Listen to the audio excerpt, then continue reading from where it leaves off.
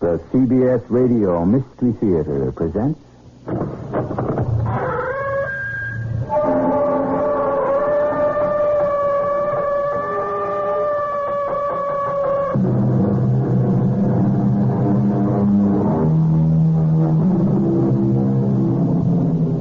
Come in.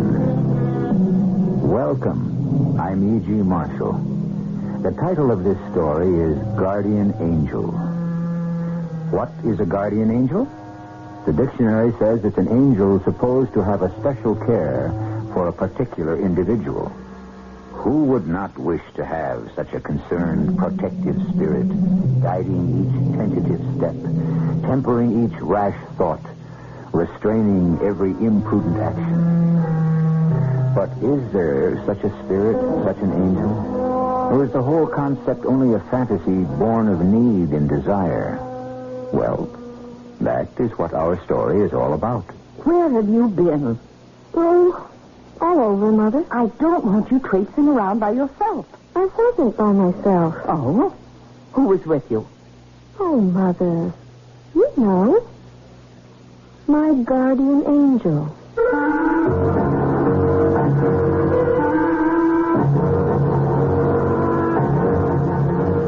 Our mystery drama, Guardian Angel, was written especially for the Mystery Theater by Elspeth Eric and stars John Beal and Jada Rowland. It is sponsored in part by Contact, the 12-hour cold capsule, and Buick Motor Division. I'll be back shortly with Act One.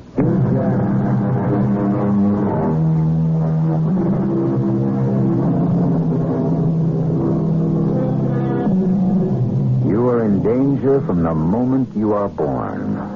First, you struggle to breathe. Then, to turn over. Next, you fight to stand up. After that, to walk. I haven't time to list all the battles that must inevitably follow, but you can go down to defeat waging any one of them. And that is why you yearn all your life for a guardian angel.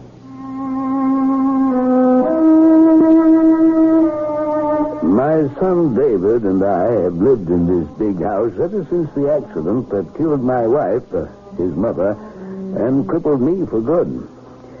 We stayed on here because it's a beautiful place. We were used to it, and because there didn't seem to be much point in moving. Every morning, David went to the factory and ran the business. Every evening, he came home, and we discussed the business over a glass of sherry. At dinner, we talked about current events. After dinner, we had an hour or two of chess, which has the virtue of requiring a bare minimum of conversation. Then we speculated on what the weather might be on the morrow. Then we went to bed. That's the way it had been for 3 years. Till that evening in June. David? Yes, Father? Sherry's ready and waiting. Well, I'll be right there. We're out of water biscuits, I'm afraid. That's all right. Cook forgot to put them on her list. Will you pour? Oh, glad to. How are things at the plant? As usual. You done anything about the body paint they've been sending us? I've made some inquiries. Oh, here's your sherry. Thank you. You like this sherry? Yes, very good. Why don't you taste it before you say it's fine? Well, haven't I... Oh, I thought Father, I met a girl this morning. You met a girl? Where did you meet her? On our lawn, sitting under that very old apple tree. She live around here, this girl? No, she lives over on the south side. Other side of the tracks. What's her name? Jane. That's what she's called, Jane. Well, if that's what she's called, then that's her name. Well, it's not her real name, she says. Well, what is her real name? Well, she doesn't know. She says that's what she's trying to find out. You could have knocked me over with a feather. There I am sitting on the front porch, and this car pulls up at the curb. Biggest car I ever saw, about a mile long. A man in his uniform gets out of the front of it and opens the door to the back, lets down this slanty board, like a ramp sort of. And outside's this gentleman in a wheelchair. I beg your pardon. Could I trouble you? Me? You want something? Just to inquire, is there a girl living here by the name of Jane? You mean my daughter, Jane? What do you want with her? Nothing really, except to meet her. If she's the right one. Is she at home? Oh, no, she's off somewhere. She won't tell me where she's going. She just takes off and goes to the library, reads, and strolls down to the lake and takes a swim and wanders over to the other side of the tracks and looks at the big houses. Sounds like the girl I'm looking for. Is your daughter's name really Jane? Well, I just told you it is. But does she have another name? Oh, no, her name's Jane. Named after me, Jane. Well, is she, forgive my asking, but by any chance, is she adopted? Adopted? My daughter adopted? She said Jane was only what she was called, that her real name was something different. Oh, no, not that again. She's not starting up with that again. You mean this is some sort of an obsession with her? Obsession? Yeah. It's an obsession. She's obsessed. Since she was this high, she's been saying Jane isn't her real name. She told my son she was looking for her real name. That's what she's been saying since she first knew what her name is. Denied it right off. I tried to beat it into her. Your name is Jane, I kept telling her. It's Jane. I gave it to you myself. But she'd pull herself up tall and look at me like I was a dummy. And she'd say, that's the name you gave me. But it's not my real name, and someday I'm going to find out what my real name is, and you can't stop me. I tell you, sometimes I wanted to... here she comes. Finally decided to drag herself home. Excuse me. Jane? Jane! Yes, Mother? Where have you been? Oh, all over. I don't want you traipsing around by yourself. I wasn't by myself. Oh? Who was with you? Oh, Mother. You know, my guardian angel. She wasn't beneath the ancient apple tree every morning when I went for work, but when she was, I'd stop for a few minutes and talk to her. At first, just for a minute or two about the weather, perfectly ordinary conversation, except that whenever she said it was going to rain, it did rain, and at exactly the hour she said it would. And when she said it would turn chilly in the afternoon, it did turn chilly. And in the afternoon. After a while, I let myself be a little late getting to the office so that I could spend more time with her beneath the twisted old apple tree. One morning, I was shocked to find her sitting there holding a snake in her hands, holding it to her ear. Jane, what on earth? Put that thing down. No. Be quiet, David. Give it to me. Hush. Please, hush. That's a snake you've got there, for heaven's sake. Don't talk. Don't disturb her. What do you think you're doing with that thing? Listening. Listening to what? To the snake? Of course. The snake is talking to... What's he talking about? About love. Oh, gee. Sometimes I... Look, would you put the snake down, will you? All right. He stopped anyway when you made so much noise. You're a crazy little girl, you know that? You think so? Listening to snakes who speak of love. Yesterday you told me you saw a fairy's funeral. I did. The fairy's body laid out on a rose leaf carried by grayish-green grasshoppers. They looked like grasshoppers. Now, Jane, did you really see anything like that? I think I did. I may have. But you're not sure. Maybe it was William Blake who saw it, and I just read about it. William Blake was a poet. Oh, yes. He was a mystic and visionary. Oh, yes, he had visions. Would you like to hear a poem of his? It isn't very long, and I love it. Well, if you love it, I'd like to hear it. All right. I traveled through a land of men and women, too, and heard and saw such dreadful things as cold earth's wanderers never knew. That's, very nice. You don't have to like it. Poetry isn't written for cold earth wanderers. Is that what you think I am? I'm afraid you are. Well, then why do you come here so often? Why do you bother to talk to me at all, if that's what you think? I thought at first you might be my other eye. What's that? My other eye? Your other you? What's that? Don't you know anything? That's a friend. Like 220 and 284. Those are friendly numbers. 220 can be divided by 1, 2, 4, 5, 10, 11, 20, 44, 55, and 110. And those numbers add up to 284, which can be divided by 1, 2, 4, 71, and 142. And those numbers add up to 220. Uh-huh. Did you figure that out by yourself? Of course not. Pythagoras did. And he called 220 and 284 friendly numbers. See? Mm-hmm. So, I thought if you were 220 and I was 284, you were my other I, and I was your other you. And we would be friends. See? Well, I don't see it all. You're 16 years old. You hadn't even finished high school. How do you know all these things? Well, lots of it is in books. And other things I think up for myself. Look, I have to go now. Well, don't go yet. Where do you have to go? To Dr. Alden's sanitarium. I like to talk to Dr. Alden. He's nice. Not a cold earth wanderer like me? Oh, not at all. And I like to talk to the mad people, too. Will I see you tomorrow here? Maybe. Probably. Possibly. Please. I've given you a headache, haven't I? I know I have. Oh.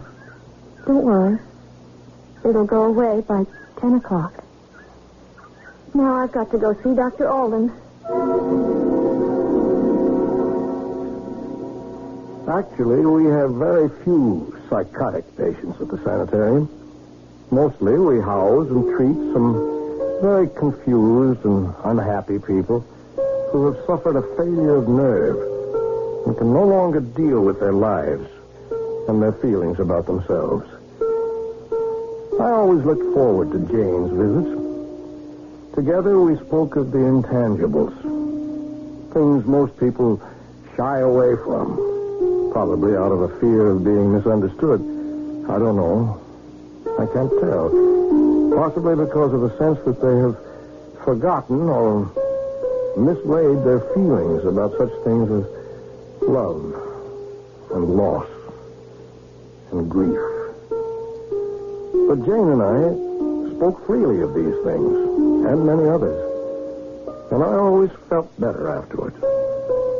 Then she'd wander off and talk to the disturbed patients, and afterwards they seemed to feel better too.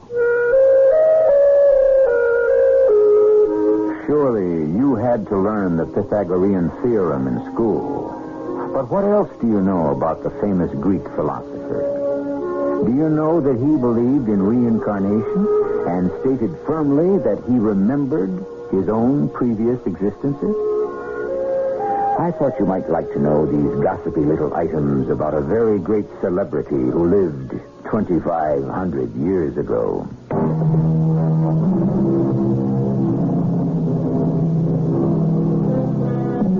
Who has not been impressed, amused, shocked, or delighted by the imaginings of children? And who has not at times placed the heavy hand of disapproval upon them and called them lies?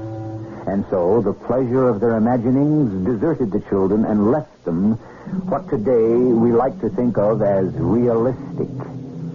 Satisfied that we have improved their characters and their chances for success in our world, we fail to notice that they have also become slightly dull, and apathetic.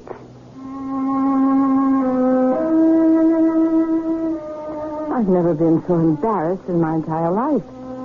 Here was this man. You could tell right away he was a gentleman, even if he was in a wheelchair. The big car, the chauffeur, and the way he talked, so polite, so polished. I knew right away he came from the north side of the tracks.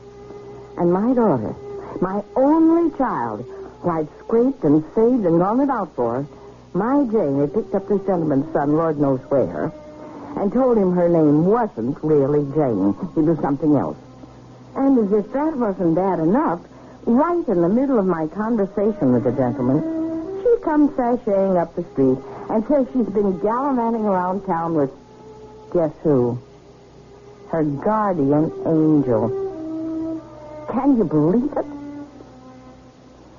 Now, Jane, suppose you tell me what you've been up to. And don't look at me like you don't know what I'm talking about. That gentleman you saw me talking to when you finally condescended to come home, he was here to ask me if you were adopted. Adopted? Now, where would he get an idea like that? I don't know, Mother. I'll tell you where. From you. I don't even know the gentleman. Aha, but you know his son. Do I? You know you do. You told his son your name isn't Jane. Oh, you mean David. And you dragged up that old notion of yours and told her this David. And he told it to his father. And by now it's probably all over town that you're not my real child. I never told anybody I wasn't your real child. And then to top everything off, you tell me right in front of the gentleman that you've been out on a date with your guardian angel. Oh, Mother, what will he think of you? It doesn't matter. Well, it matters to me. Bad enough people should think you're not my own child. And now they'll start to think you're a loony. How would you like that? I wouldn't mind. Maybe you'd like to go live with the other loonies in Dr. Alden's sanitarium. I was there today. Again? What do you do there? You never tell me what you do there. Oh, I just talk to people, and they talk to me, and... Talk about what? Anything. Everything. Do you know there are people there who spent time with Moses, and with Dante, and with Jesus? It's very interesting. That settles it. Well, where are you going? You just sit right where you are. You'll find out. I'm not going to sit with my hands folded while you make a fool out of me. Dr. Alden speaking? Oh, Dr. Alden. This is Jane's mother. Oh, yes. I want to see you, Dr. Alden, in person, about having my daughter committed. Well, I can tell you I was pretty shaken up when I left the house with a girl named Jane. The girl who said her name wasn't Jane. I hadn't been very favorably impressed by the mother of the girl, a crude sort of woman, too self-assertive for my taste. Still, she seemed very down to earth, very sensible, a rational sort. And the girl Jane, a pretty little thing with a sort of pale, underwater look, but her calm, flat statement that she'd spent the day in the company of her guardian angel, well, it's just not the sort of remark one expects to hear. Not at all. Yes, I was badly shaken up by the whole thing. And when David came home that night, I'd already had a sherry or two without waiting for him. David? Yes, Father. Sherry's ready and waiting. Be right there. There's water biscuits and some good Canadian cheddar cheese. Good. I like that Canadian cheddar. Will you pour? Happy to. Half of that for me. Oh? Something wrong? And I started ahead of you. Here you are. Thank you. I want to tell you why I found it necessary to indulge myself before your arrival. It surprises me a little. I went to the girl's house this afternoon. The girl Jane, which turns out to be her correct name, even though she chooses to deny it. Then she came up the walk, and when her mother asked where she'd been, she said, with her guardian angel. Now, what do you have to say to that? David? Nothing. You think the girl makes sense? I don't know. You see her every day? Well, almost. She waits for me under the old apple tree, and we talk for a while. She makes sense to you? Not always. As for instance? Well, this morning she said she'd seen a deer. Well, there's no deer around here. They've all been hunted out. She said she recognized the deer. She said it was a friend of hers from a previous life. See? The girl, well, I won't say she's crazy, but she's weird. There's something not right there. The thing is, though, Father, that when I left her to go to work, I found 4 hoof prints on the lawn. Impossible. But I saw them. Absurd. Ridiculous. Father, look behind you. At the window. Why? What do you... Good Lord. It can't be. But it is. It's a little red deer watching us through the window. Well, I couldn't believe it. I couldn't afford to believe it. Yet I had imagined I'd seen a small red deer gazing sweetly through the window of my own drawing room. Well, I was unhinged. I'd been bewitched. I was losing my mind. It was intolerable. Intolerable. Dr. Alden speaking? Dr. Alden, I have to see you. I have to talk to you. Something... Please. You don't know me, but I should tell you I'm a respected citizen in this town, and I am very upset. Yes, just try to tell me what's bothering you. Well, things are going on. Strange things. I have to talk to you about them. There's a girl. Well, I don't know what to think. You want to tell me about this girl? Is that it? Well, I've never met her. Her name is Jane. My son David, Now, listen for a moment. Why don't you come see me at the sanitarium? I'm always here. 1,000 random thoughts went careening through my head the next morning as I approached the old apple tree. 1,000 feelings I'd never known before possessed my body, my soul, made me walk unsteadily, made my eyes dim with something like tears, made me shake with something like dread, made me tingle with something like... Yes. Something like love. Good morning, David. I was afraid you might not be here. But I am here. And I hoped you wouldn't be. Oh? I think your father's been talking to you about me. Jane, I think I love you. Oh. But I have to say it. I'm afraid of you. Oh? I can't figure it out. You're so different from anyone I've ever known. I'm attracted to you. I was attracted to you from the beginning, I think. Oh? But was I really attracted to you, or did you draw me to you? Which? Did the attraction start with me, or did you start it? Which? Did the Earth capture the moon? Or did the moon attach itself to the Earth? Which? Did the Earth capture the moon, or did the moon attach itself to the Earth? Well, does that mean that you are the Earth and I am the moon? Is that how it is? Or you are the Earth and I am the moon. That could be how it is, too. And whichever way it is, we are bound to each other. We love each other. Is that it? Wait. Hush. Wait. Wait for what? A sign. Wait for a sign. What happened? What was that? Look. The apple tree. It's split. It's split right down the center. It's a sign.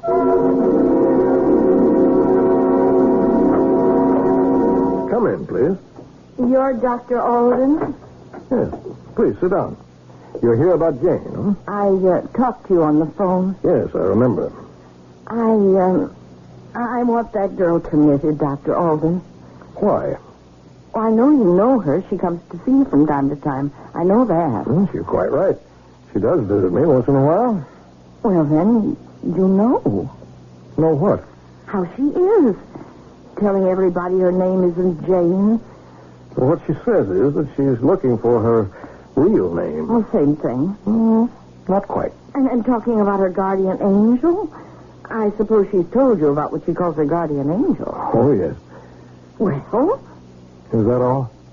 No, it's not all. It's got worse since I talked to you on the phone. Now she sees animals that aren't there. Oh, any particular animal? A red deer. She says the deer was a friend of hers in some other life. I see. There are no symptoms that I'm aware of indicating that your daughter needs to be confined in a sanitarium. Well, I want her confined. And I'm her mother. Nevertheless, I will not accept her here. You've got to. She's a minor. Unless she wants it. If she does, then I will find a room for her. But only with the strict understanding that she may leave whenever she likes. And return when she likes as well. Now, you go home and tell her that. And if she really wishes to be admitted here, I shall welcome her most cordially. We all imagine things. What could be, what might have been, what could have been, what really is. But the mystic poet William Blake once wrote, "He who does not imagine in stronger and better lineaments, and in a stronger and better light than his perishing mortal eye can see, does not imagine at all." I shall return with Act 3 shortly.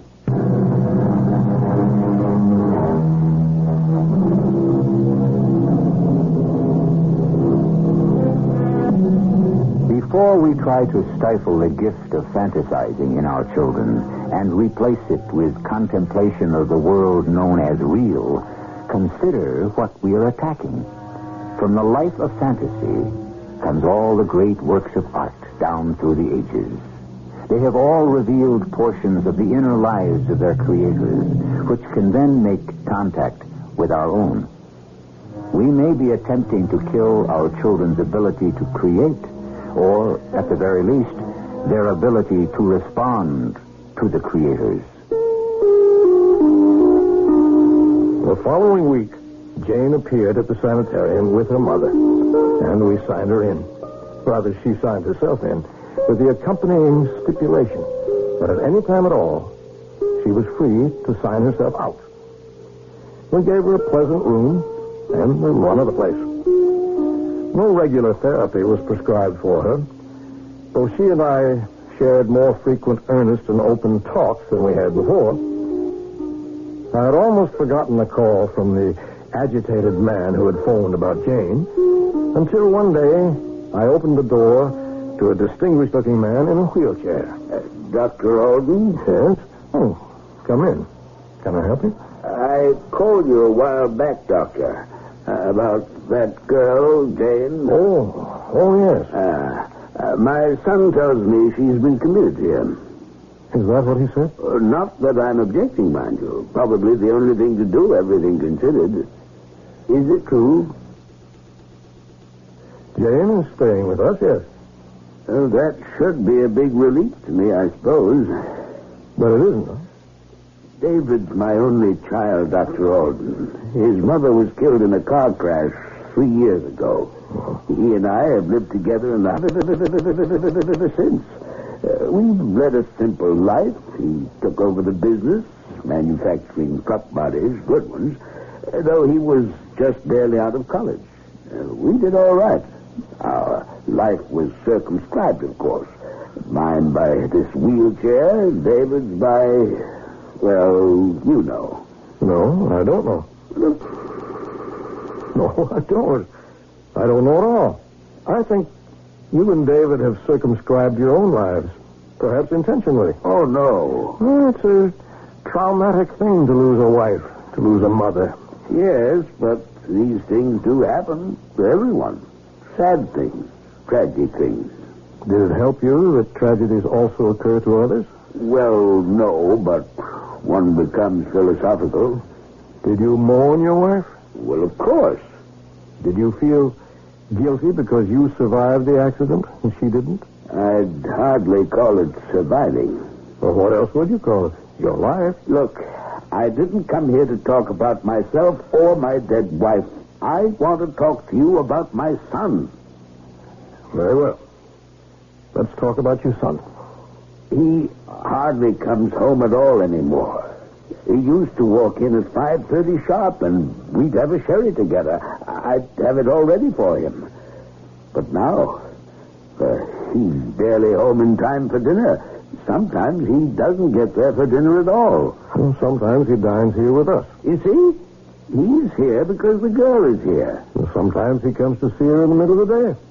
In his lunch hour. And even when he isn't here, they are in constant communication. Constant? He phones her, you mean? Well, I think they communicate telepathically. Oh, that's impossible. Well, I only know that when she has a touch of virus, he knows it before our medical doctor does. I know that she purposefully puts him out of her thoughts before going to bed. Why would she do that? Because if she didn't, he wouldn't be able to sleep. You see, she loves him. Doctor, do you believe all this foolishness? I remain open to what I observe. I close no doors. That's really all I can say to you on the subject. I couldn't tell whether or not I had made any impression on David's father. And I never saw him again. But I saw David more and more frequently as he came to visit young Jane. And I was not in the least surprised when he asked to talk to me alone in my office. Dr. Alden, I want you to give me a job. A job? You want me to give you a job? Yes. What kind of a job? Any kind. You want a job here at the sanitarium? Well, I could be an attendant. That takes training. Well, I could be, I could take care of the ground, plant things. That takes training, too. Oh. Well, I could, wait on tables, scrub floors, anything, any kind of job. But you already have a job, David. You run a big business. Doctor, I don't want to do that anymore.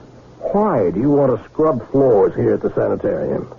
I want to be near her all the time.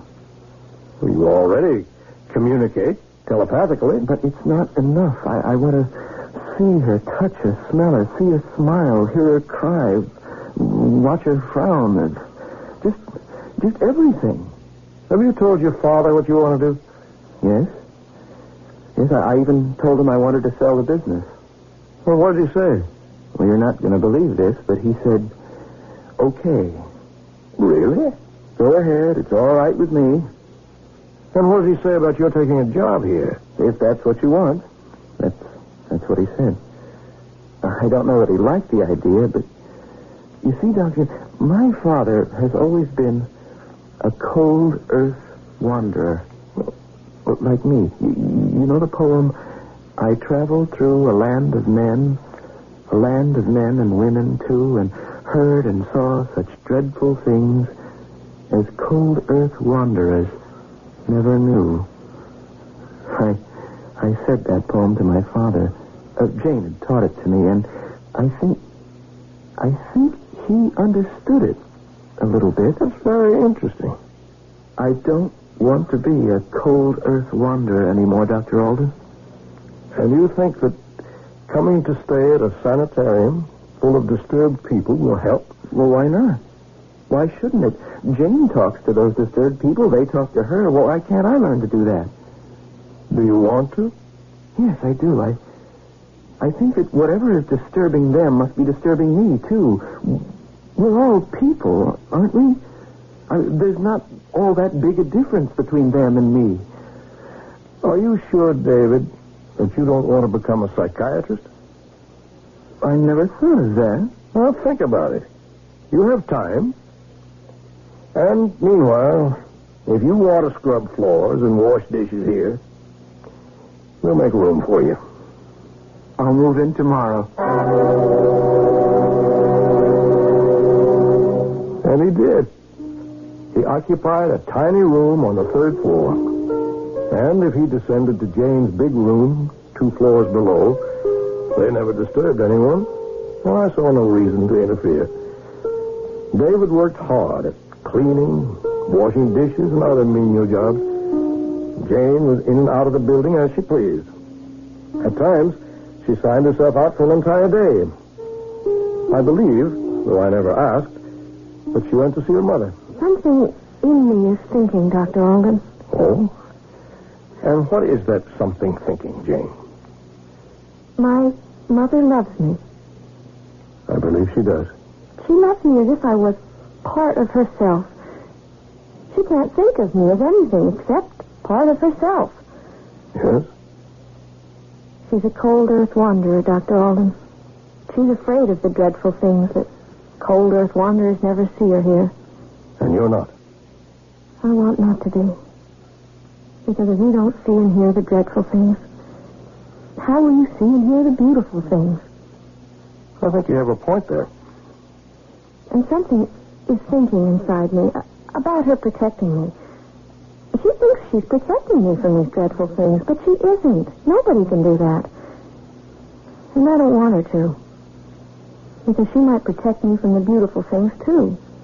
Jane, why do you always say something inside me is thinking? Because that's the way it feels.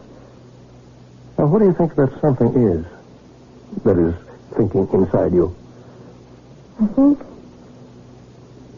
think it is my guardian angel. I see. Tell me, Jane, have you discovered what your real name is? That always used to bother you. As a matter of fact, I'm pretty sure I know already what my real name is. I think my real name is going to turn out to be Harmony. That's a lovely name. Yes, isn't it? Harmony. It's at times like these that psychiatry becomes exciting. Stops plodding and takes to the air. Even a tired old therapist like myself feels a burgeoning within and a sense of expectation like spring itself. Yes, come in. May I talk to you, Dr. Alden? Of course, Jane, come in. David's with me. Then both of you come in. Hello, David. Thank you, Dr. Alden. Do sit down. I'm signing myself out, Dr. Alden. Oh, you know you're free to do that. You always have been. She means for good, Dr. Alden. Oh. Well, We're leaving together. Probably we're going to get married. I see. Do you approve? Do you care if I do? No. No. Well, then. Something in me has been thinking, Dr. Alden. Your guardian angel? Yes. And something has been thinking inside David, too. I suppose it's his guardian angel. And what have your 2 guardian angels been thinking? That it is the right time for us to be married to each other. Do you understand? I think I do. And maybe I can make both of you understand even a little more than you already do, if I may. Oh, yes. Please. Through all these months that you've known each other, they've been bewildering, they've been difficult, I know that, but they've been necessary. Because you've both been going through what we who study the emotions call the identity crisis. Oh, I've heard of that. You've both been trying to find out who you are, who you really are. Not what someone has told you are, or what you should be or shouldn't be, or could not be, or must or mustn't aspire to be, but what you are, truly, fundamentally are. Finding your real name, that was just a way of expressing the desire to know yourself, your guardian angel. It's the same thing. The angel you felt to be always with you, was always with you, and will always be with you. Because your guardian angel is yourself. Your own true and real, essential self. Now I've said enough. God bless you.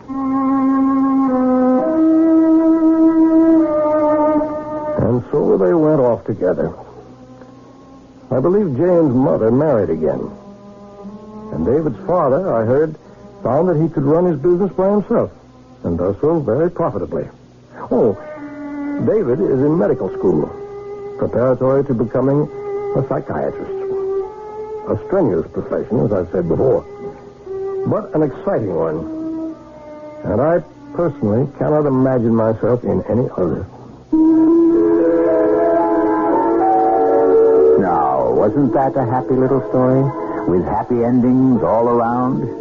Well, yes, except that the ending to a story is never the end of the characters who lived it. They go on.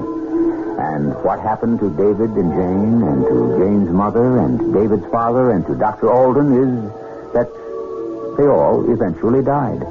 But not, let us hope, before they had lived. I'll be back shortly.